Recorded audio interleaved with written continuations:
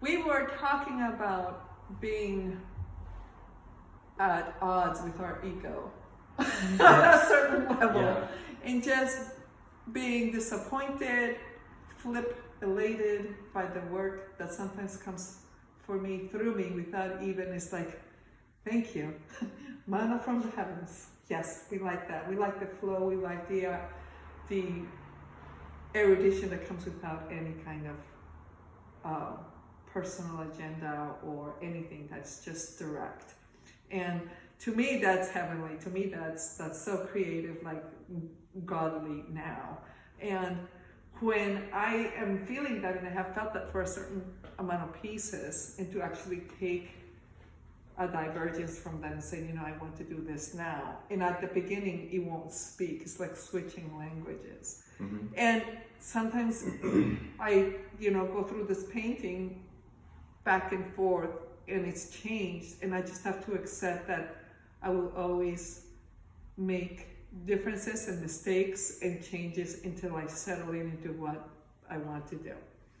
Yeah. And that's the only way that I can deal with it, because you have to be uncomfortable. You have to be willing to be uncomfortable to address. And you have to be willing to let it take the time that's required. Like incorporating new vocabulary, whether it's visual vocabulary or musical vocabulary, any kind, I think it becomes, it does take a long time, especially once your work reaches a certain level where you have the basics and you're still wanting more. Mm-hmm. And there is so much more. There's always just like an infinite amount out there, and you can see and hear other artists who have access to that vocabulary in their work. And this gets back to the ego thing. Like you have to accept that when they experience your work, they see their shortcomings through your work, just like you see your own shortcomings through theirs. And it's tempting to believe that because you see your own shortcomings in someone else's work, like things they can do that you can't do, you're somehow inferior, but you're just different. And they think they're inferior perhaps, mm-hmm. because they're different too, and they see what you can do that they can't do. And so we're not aware ourselves of the strengths that we bring a lot of times, because always trying to grow, of course, we have to concentrate on our weaknesses. That's a big part of it, but growing also is being able to handle the highs. Yes. And to me, to not feel like I have to change when I'm that. I mean, it's sort of like a flow that, I learned this from ice skating. Like, there was a certain part where I know that I was doing it, but it's like, no, wait a second, I'm not good enough. And the point is that I was. But it was just my belief in standing in that, going above the plateau, going above my expectations of what even the most joy that I can have with it, the most continuity, the most connection. And I mean, if I were to compare, it's easier for me to feel bad than it is for me to hold joy at a higher standard. It sort of feels like sort of outside of my control. I understand that feeling, and I think it kind of goes to my intuition, which might not be true, but there's a kind of skill in appreciating your own work, mm-hmm. and you have to develop that skill like you have to develop any other skill. How have you built that skill for yourself in music? Only in the most faltering and struggling way. I'm only beginning to understand how to do that, and honestly, I think identifying some places where I am where I've shown I can improve. Like if I go back to performances I did a few years ago, or 5 years ago, or 10 years ago, and I hear that I actually am better now, it helps a lot, because it shows that I can believe the improvement is real. I don't know if anyone else hears it, but what's your answer to that question? How do you approach that? How did you develop this skill of finding joy in the highs of your work? How did you get past the lack of appreciation that you had for your skating? Well, that when you said skating, it shifted me to this place where I'm not as strong in skating as I am in other disciplines. So when I think of my highest high, I think to a place where I actually feel comfortable with my level of expertise. Okay, so maybe skating is the wrong context. No, yeah, but I totally get it, and it's but it was brought up because there are days in skating where I could do no wrong, anything that I tried, but there are days in skating after that they're a real struggle. So it's like some days are good, and I have no judgment on this, but for the most part, I can appreciate solution finding to like some mixing a color or understanding a composition, or on a certain level understanding the rhythm of something has. I've been at the studio sometimes where I'll work for like 4 or 5 more hours on a face, and it was worse that it came in when I came in that morning, and I just have to say goodbye and wipe it all off and go home. But the next day, in 10 minutes, the whole thing will be laid in. And it's the same thing with pottery. Hours and hours. I can't, when I began, come in the next day. Something seems to go on, and then you can come in and start immediately soaking in the rhythm. So I think in music, part of like warming up, and it's wonderful because Nancy, having the studio next to Nancy, of course I get to listen to you guys, and that's how we met, in the garden. But I get to listen to Nancy going through her ritual of tuning and just the practices. And I'm like, you, I always do the same thing every time when I start. No. It's a comfort.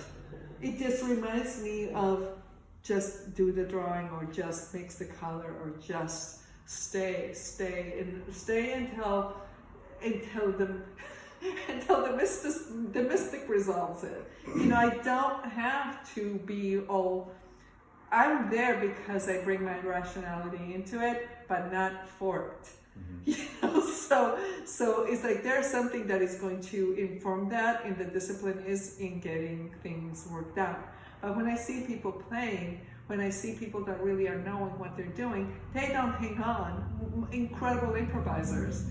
That they don't hang on to what they know. They let go for what they don't know to come in. And they're like totally. They trust. There's a level of trust. There's a level of just a bohemian envelope. To just let go and let the flow take you. It's like I don't surf, but I love the waves. But if you don't let the wave take you, you're not gonna go anywhere. You just learn to have to ride the wave. And whatever it is, your music, your painting, your potting, your cooking, your skating, the sewing, everything that gets practiced develops that kind of comfort. And is being in the comfort that maybe you cut something wrong or something is like, oh, I have no idea. In fact, the painting that I'm working on right now, this one, Leaf Fantasia. It actually was one of the first pieces. Like I make all the panels. All the panels are wood panels, and I size them, and it's very much like the Renaissance kind of sizing with, glue and on panel, and so I mix these things up, and when I'm laying them down, I put them on boards, and then I had a board that I thought I could use, and my mix started not sticking to it. It's sort of like less like a very slick glassy surface, and I'm like, what's going on over here? And I just pulled it off, and there was just sections of it that were amazing. I said, okay, and I put it on top of one that I was working in. If you see the texture on this one, you can tell that has, so I layered it. See? Oh, yeah. Yeah. So that very smooth kind of texture, and I said, okay, well, that's just gonna talk to me, and I'm just gonna respond to it with color, light and shade, and whatever it is that comes from creating dimensionality will come forward for me in this one, and it did. I liked it a lot. And so Nice. so then it was just like telling me, okay, this is what's going to happen. And then the modulation, everything that was practiced in other paintings just sort of informed this one in a very, okay, go, okay. It always is talking to me. It's like, okay, now mix this. It's like, I'm not really doing anything. I'm just listening, and I'm kind of on dictation mode with color. It's like, oh, okay, yeah, sure. Oh, no problem. This one is Mars crater, which it was sort of the same kind of element. I love the skies, and I love, and so I was like, well, I love Mars and the whole thing. And so it's a crater, and it was a photograph that was taken from the Hubble. But this one, when I felt that, but it doesn't, this one just is the drawing, and people think that it's actually really dimensional, that it has that kind of strong thing. But It was taken from the Hubble? yeah, the Mars crater. Yeah, I just And this is one of the moons of Mars in the No, actually that's one of the, that was a part of the crater. That That's was like a on the surface side. feature? Yeah. Interesting. Yeah. So, so I just like working with this, and then I'm at the studio rec again, and I'm like, okay, I'm preparing my panels, and I'm like, I'm gonna take it intentional here. And so now I'm working on the one, and I'll show you a little later of the one, and people are gonna say, like, well, this is different. But if I go to the house, way back maybe 15, 20 years ago, I was putting glass encrusted on, no es como se dice, it's the white stuff. Stucco is not, and then painting it with wax, with beeswax and pigment, and then putting glass on it, and there was over wood, and put nails to stabilize all that stuff, all that underneath stuff. That's so much fun. And then I said, well, that reminds me of this piece, but it doesn't have that kind of dimensionality. And so there's always been a root for that in the work. They're just messing around with 3 dimensions and doing different things. So in the next one that came out, I said, well, I would really want to build the surface, and we'll show it to you. It's it's being worked on. And Nancy, you don't have to be in it, but what do you think about it? What do you think of the current piece? She doesn't want to be taped. Nancy has seen it? Yeah. The current one, it's work in progress. The one that has a lot of texture. That was up on the wall when I was in there. Yeah, it was, but now it's down again. Oh, There's up on the wall. I love it. It's such a departure from what you do, but it's so cool. Yeah.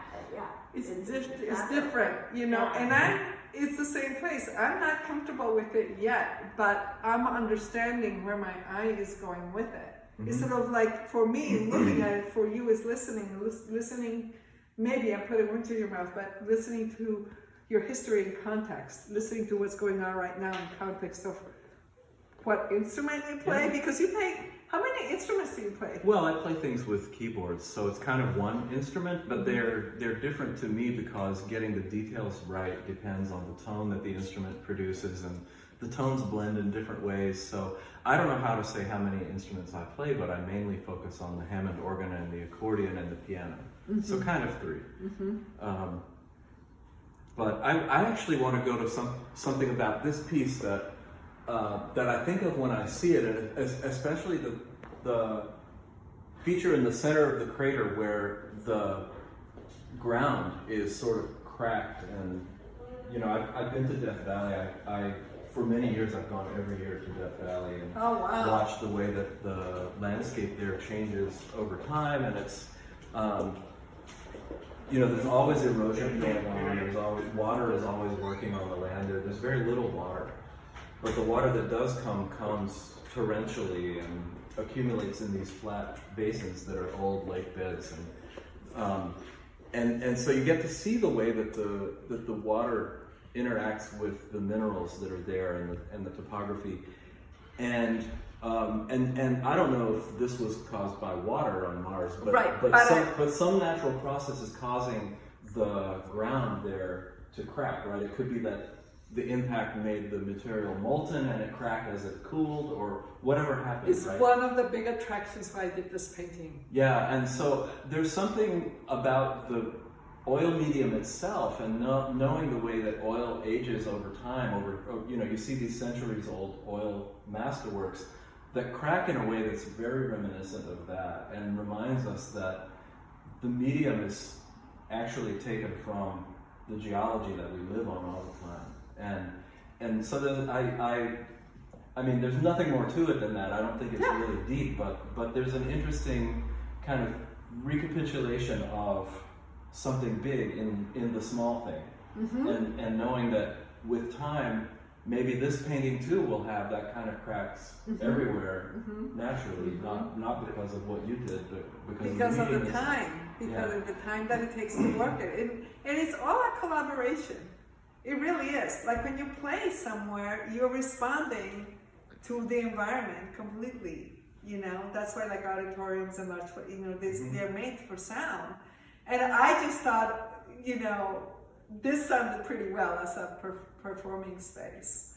Yeah, this was, we had so much fun at the party.